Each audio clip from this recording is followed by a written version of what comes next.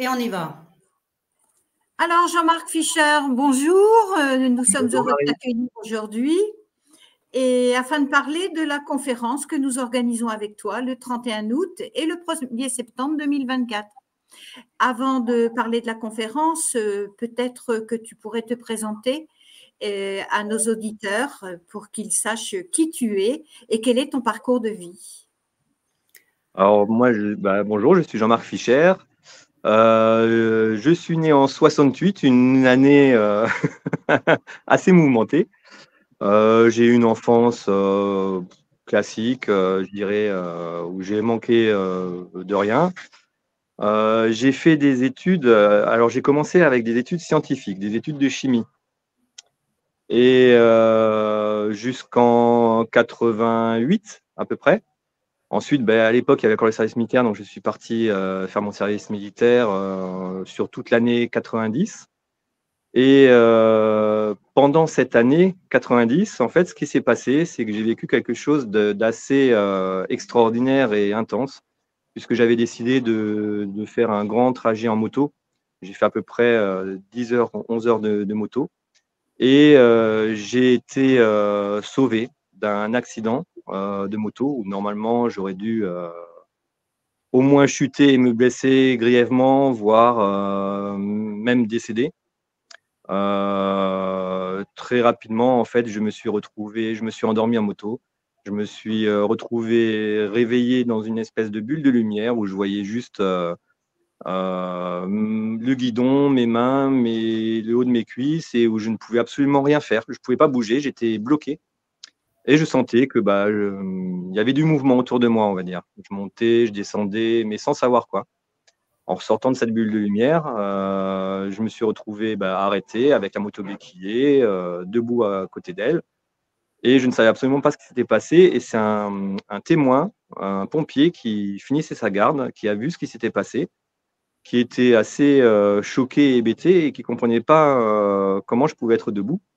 Donc, il m'a montré par où j'étais passé. Et effectivement, j'avais traversé un rond-point, mais les ronds-points de l'époque, avec comment dire, des rebords qui sont beaucoup, beaucoup plus hauts que maintenant. Donc, bon, moi, on a regardé, la moto n'avait rien, le pneu n'avait pas éclaté, la jambe pas déformée. Enfin, c'était complètement, on va dire, incompréhensible de façon logique et cartésienne, quoi. À partir de là, moi, j'ai continué mon chemin après, hein, ça allait très bien. J'étais en pleine forme, au contraire. Et puis, à partir de là, en fait, je pense que c'est à partir de là, j'ai laissé tomber tout ce qui était, d'une certaine façon, scientifique, la chimie, et j'étais appelé plutôt, voilà, j'étais appelé à faire des études d'infirmier. Et donc ensuite, j'ai exercé mon métier d'infirmier pendant 23 ans, plus on va dire 25 ans, puisque les études, on est en stage, donc on travaille aussi, quoi. Mais surtout, l'année qui a suivi cet accident évité, on va dire, il y a eu toute une année où j'étais à Paris alors, j'ai quand même continué sur un an mes études scientifiques, le temps que le projet d'infirmier mûrisse, quoi. Et pendant cette année-là, en fait, on m'a montré plein de choses, plein de possibilités, plein de capacités, que ce soit dans le soin énergétique, que ce soit dans la canalisation, que ce soit dans la clairvoyance, puisqu'on m'a montré des choses très belles que j'ai vues. On m'a aussi montré l'autre côté pour, je pense, m'avertir que ça existait. Qu'il fallait faire attention. Et le souci, c'est que ça m'a fait honnêtement un peu peur, parce que ce qu'on m'a montré, c'était pas rien quand même. J'ai vécu des expériences. Pardon ? C'était pas très beau pour le coup. C'était pas très beau et j'ai subi des attaques aussi. Ouais. Sans savoir ce que c'était, sans savoir comment m'en dépatouiller. Donc heureusement, il y avait dans cette espèce d'internat où j'étais, des personnes qui connaissaient le domaine et qui m'ont un peu aidé à y voir plus clair. Mais toujours est-il que ça a été assez traumatisant parce que bon, c'était vraiment assez costaud ce qu'on m'a montré. et fait vivre. Et donc, j'ai bloqué ça. Je croyais que j'avais bloqué ça. En fait, pendant mon métier d'infirmier, je me suis rendu compte que j'utilisais énormément mes ressentis, énormément mes intuitions, et sans chercher à les utiliser en conscience, mais ça venait à moi. Donc j'ai fait ma carrière d'infirmier comme ça, et puis un beau jour de 2019, la profession, son cadre, ne me convenait plus, et j'ai décidé, alors j'ai bien été aidé, hein, j'ai décidé de tout arrêter. Donc j'ai quitté, mon boulot, j'ai quitté la région où j'étais, qui était Bordeaux, et je suis parti du côté de Toulon. Mmh.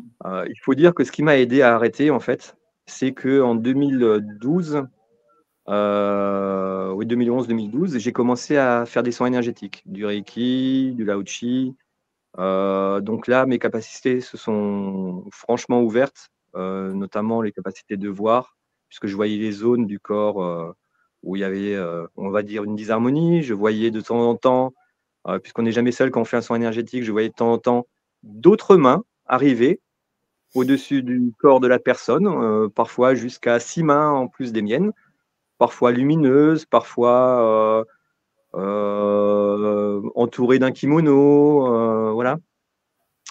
Et puis, j'ai eu la chance de rencontrer dans ce temps-là, par l'intermédiaire de Facebook, une personne que je nommerai, ma sœur d'âme, pas une âme sœur, mais ma sœur d'âme, où on a échangé d'abord par vidéo, mais chaque fois il y avait un bug au niveau de la vidéo, et puis un jour j'ai dit: «Bah, j'y vais, la prochaine fois je me déplace». C'est comme ça que, petit à petit, j'ai commencé à construire une espèce de cocon là-bas du côté de Toulon, et c'est pour ça que quand j'ai décidé d'arrêter, mon métier, je suis parti, à Toulon, et elle m'a, aidé à comprendre ce que c'était que les canalisations, à développer mes ressentis aussi, en fait, elle a très, très fortement contribué à qui je suis aujourd'hui, quoi. Mmh. D'accord. Ouais, c'est superbe. Alors, je rebondis, par rapport à ce que tu nous dis de ta médiumnité. Peux-tu nous expliquer ce que tu nous proposes pour le samedi 31 août? Alors, pour le samedi 31 août, je propose des guidances. Alors, les guidances, bon, elles durent, 1 heure 10, 1 heure et quart, en général, c'est dans ces eaux-là. En fait, dans mes guidances, le but de mes guidances, la plupart du temps, est, d'aider, les personnes lorsqu'elles sentent, soit un blocage, soit, qu'il y a une décision à prendre, mais qu'elles ne savent pas dans quel domaine, ou si elles connaissent le domaine, elles ne savent pas trop comment s'y prendre parce qu'elles n'ont pas tous les éléments. Ou alors, comme j'ai souvent le cas de personnes qui, ont démissionné ou qui ont pris la décision de démissionner ou de changer radicalement de vie, mais sans savoir pourquoi. C'est quelque chose qui les pousse, et ces personnes-là, souvent, ont besoin de clés, d'éclairages nouveaux, de pistes nouvelles aussi, voire parfois, d'explications, pour beaucoup d'ailleurs, de leurs ressentis, de leurs intuitions, de capacités, on va dire, qui sont en train de pointer le bout de leur nez, qui Mmh. sont pas complètement ouvertes, mais qui sont en cheminement d'ouverture. Donc ces personnes-là, bah, je les reçois, et ma guidance, en fait, elle n'est jamais, pareille de l'une à l'autre. C'est-à-dire que j'ai mes capacités, on va dire, purement médiumniques, c'est-à-dire je ressens les personnes, je peux avoir des images donc fixes, ou des visions comme des petits films. Donc ça me donne déjà des indications, et en même temps, je travaille, ou en tout cas je suis, le porte-parole, ou le messager, ou aidé, on va dire, par les guides, les anges, les archanges et d'autres êtres de lumière. Ça peut être des maîtres ascensionnés qui viennent, parfois des galactiques, et qui, eux, m'envoient en canalisation, alors soit des mots-clés, des messages, des phrases sous forme de phrases, plus ou moins longues, ou alors ils m'envoient aussi, bah, justement des visions, et me donne accès à une certaine claire connaissance, si on peut dire. Et tout ça, ça fait un mélange qui a pour but de fournir à la personne des outils pour qu'elle puisse, tout en restant vraiment souveraine de sa vie, qu'elle soit complètement dans son libre arbitre et dans son libre choix, qu'elle puisse mener sa vie et continuer à avancer sur son chemin. C'est ça, c'est un accompagnement en fait, c'est vraiment un accompagnement. D'accord. Oui. Et alors, peux-tu nous parler du prix de ces guidances pour informer nos éditeurs? La guidance d'1 heure est au prix de 60 €. Alors, comme je dis, je ne suis pas à 5 minutes près.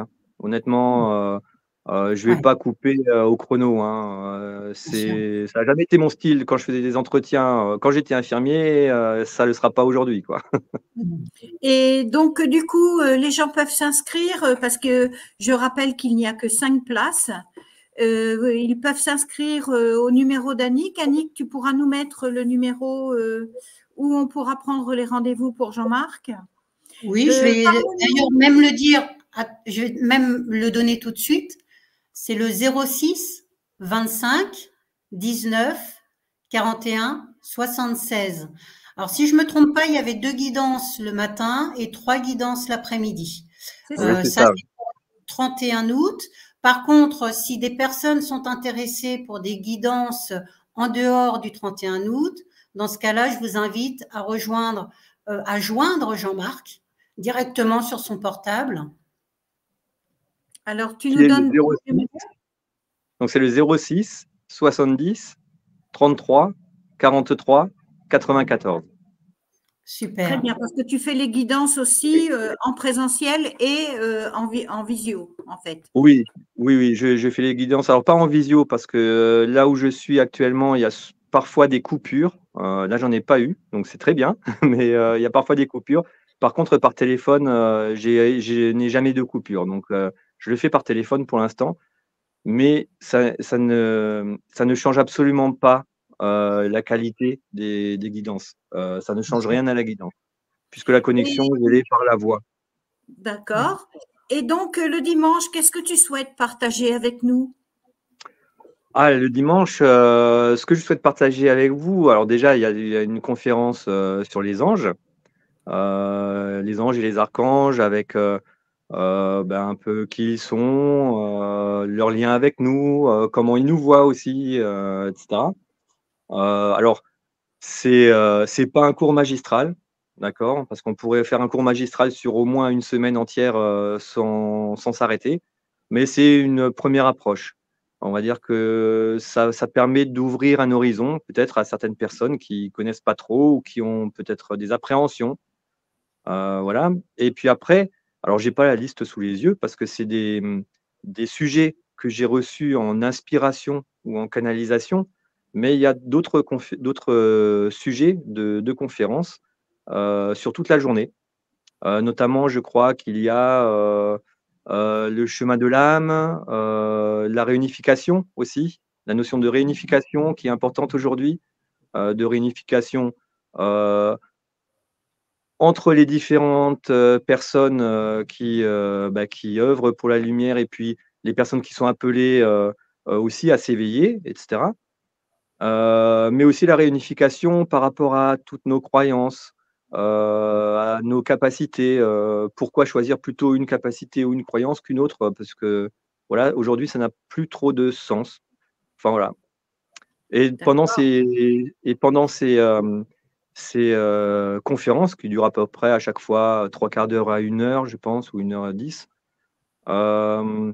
j'espère pouvoir vous offrir la particularité d'apporter mes réponses à moi, avec mon expérience, mais aussi d'apporter leurs réponses par canalisation.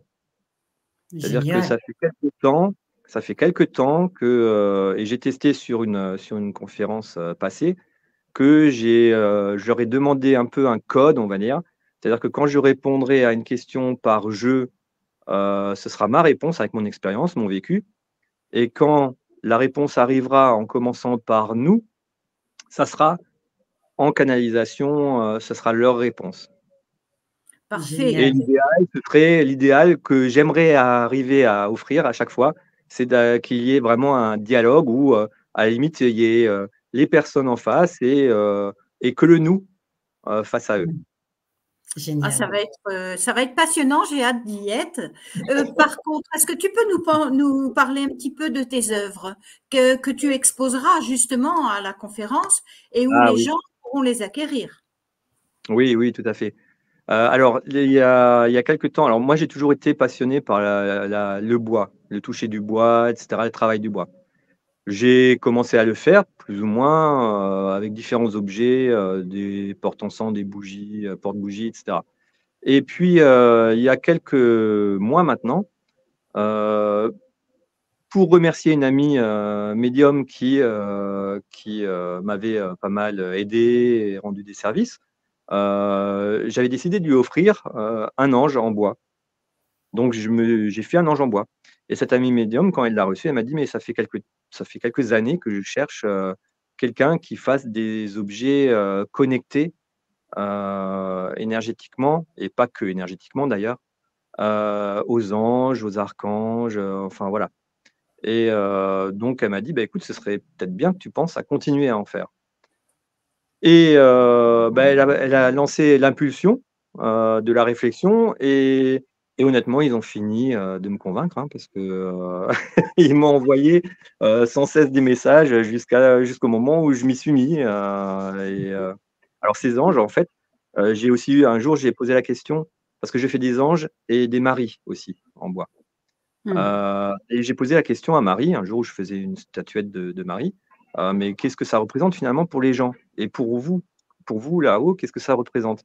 En fait, dans la canalisation, elle m'a expliqué que c'était pour eux, ça représentait un pont dans la matière euh, qui leur rendait peut-être, on va dire, plus facile, entre guillemets, l'accès aux personnes et qui rendait plus facile aux personnes l'accès vers eux.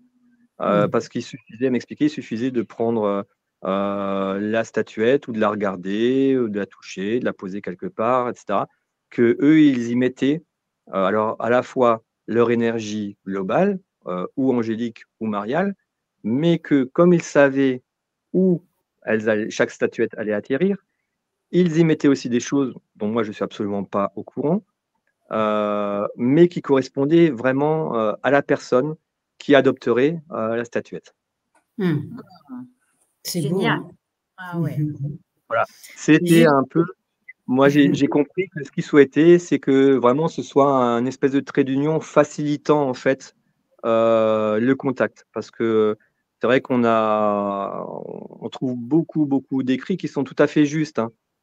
Ça, et voilà, je suis très au clair avec ça, hein. Il y a beaucoup d'écrits qui sont tout à fait justes sur comment les ressentir, mais qui demandent souvent des exercices avec un minimum de travail, voire beaucoup de travail, que les gens n'ont pas forcément avec la vie qu'on a aujourd'hui, le temps de faire ou ils ne peuvent pas forcément accorder la régularité à ces exercices-là. Et là, bah, c'est une façon quelque part assez simple en fait qu'ils m'ont demandé de mettre en place pour bah, quand les personnes veulent rentrer en connexion ou ressentir leur énergie ou un apaisement, etc. Bah, ils peuvent y avoir accès de façon assez facile. Et je crois que ta femme, du reste, est aussi une artiste connectée. Apportera-t-elle ses œuvres avec les tiennes? Oh, probablement, oui, je vais lui proposer, oui. C'est une très, bien. très bonne idée, très bonne idée. Oui, Surtout qu'il y a quelque chose de magnifique, hein. oui, alors là, bon, entre autres, hein, je dis bien entre autres, dans ce qu'elle fait, elle fait des roses en pâte autodurcissante, en fait, et qui servent pour y mettre des huiles essentielles. Ah, génial. C'est aussi des colliers à base de billes de bois, où justement les personnes peuvent aussi mettre de l'huile essentielle dessus sans que ce soit sur un vêtement ou sur la peau, qu'elles peuvent l'enlever si vraiment à un moment c'est trop. Voilà, parce que souvent quand on utilise des huiles essentielles, on est un peu embêté avec quand ça devient trop entêtant. Là, il n'y a pas de souci. Et puis elle est très connectée à l'énergie des dragons, où là vraiment Oui, les dragons qu'elle fait, ils sont très, très, très clairement, j'ai envie de dire, investis par un dragon. Ouais, génial. Parfait. Oh, ça va être magnifique, hein. On a Alors, hâte d'être à ce week-end-là, hein. ouais, c'est Ah ben, moi, j'ai hâte d'y être parce que il me pousse, hein. Tant je reprends le déroulé des conférences et pour continuer à m'imprégner un petit peu, mais en fait, je me rends compte que c'est pas moi qui demande à m'imprégner, c'est derrière, je reçois des infos, je reçois des indications. Alors, je note pas parce que je sais que ça évolue. D'ici là, ils vont y en avoir d'autres aussi. Ça sera plus adapté, ça va s'adapter au fur et à mesure aux personnes qui viendront. Ça, je le sais. Mais oui, ils poussent derrière. Je suis pas le seul à avoir hâte d'y être. bien. Ouais, ouais, je le sens. Bon, Annick, génial. nous te donnons le mot de la fin. Ben écoute, en tout cas, je te remercie Jean-Marc, merci Ouais. Marie-Christine, et vraiment hâte d'être à ce week-end. Et j'invite vraiment aux personnes de venir, tout simplement pour des reconnexions d'âme, parce que c'est tellement beau de pouvoir unir les âmes, d'émettre de la lumière, et c'est vraiment des journées sur lesquelles on apporte vraiment une cohésion, un partage. Il y a vraiment cette notion. Et d'ailleurs, pour la conférence, je vous invite vraiment on va tous manger ensemble, hein, parce que le but c'est aussi voilà de discuter, de partager. Et donc on mangera tous ensemble. Donc vous pouvez amener voilà votre repas et puis on partage vraiment ces moments-là. Et puis voilà. Le but c'est vraiment qu'on Et soit les dans nos tambours. et les Si- tambours, parce qu'à la fin, on va jouer pour notre terre, on va jouer pour la paix, on va émettre vraiment beaucoup de vibrations du cœur. Et je pense qu'aujourd'hui, on en a encore plus besoin d'émettre la paix, d'émettre la liberté, vraiment, et cette énergie d'amour pur. Voilà que. Oui, oui, Si Jean-Marc. tu peux si tu peux je peux me permettre de rebondir sur ce que tu as dit. C'est vraiment très, très Mhm. important pour moi et pour les êtres de lumière aussi, que les personnes aient bien conscience que les conférences, ce n'est pas un enseignement, c'est un temps d'échange, vraiment. C'est ça. C'est ça, c'est vraiment un temps d'échange et ça et de partage et c'est vraiment ça le plus important. En effet. En tout cas, merci Jean-Marc, Avec merci pour plaisir. Merci tout, beaucoup. merci Merci à Marie. vous tous d'avoir écouté. Merci Annick. Gros bisous Jean-Marc Gros et bisous. à très vite. Hein.